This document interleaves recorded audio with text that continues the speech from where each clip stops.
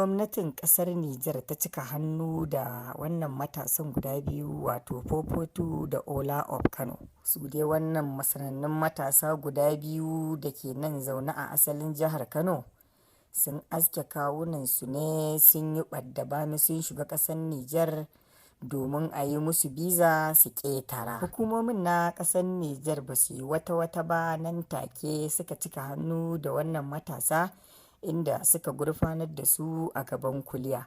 inda kotu ta buƙaci a tasa ƙeyarsu zuwa gidan kaso tare da tara ta naira miliyan 20 ga kowannensu. Da aka shiga rigar arziki sana Allah sana annabi, wannan kotu ta yi musu sassauci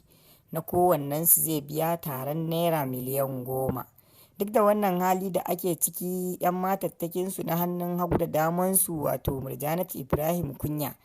tare da wadda aka fi sani da Safara'u wato Safiya Yusuf, har yanzu dai Murja ɗin ce ta ɓara, inda ta fito take kira ga kotun da ke zaune a ƙasar Nijar ɗin da ta yi wa mutanen nasu sassauci, inda ita Safara'u ta yi kunnen uwar shegu ta yi halin nan na ko to sai dai mu ce Allah ya kyauta ya kuma kiyaye gaba, amin.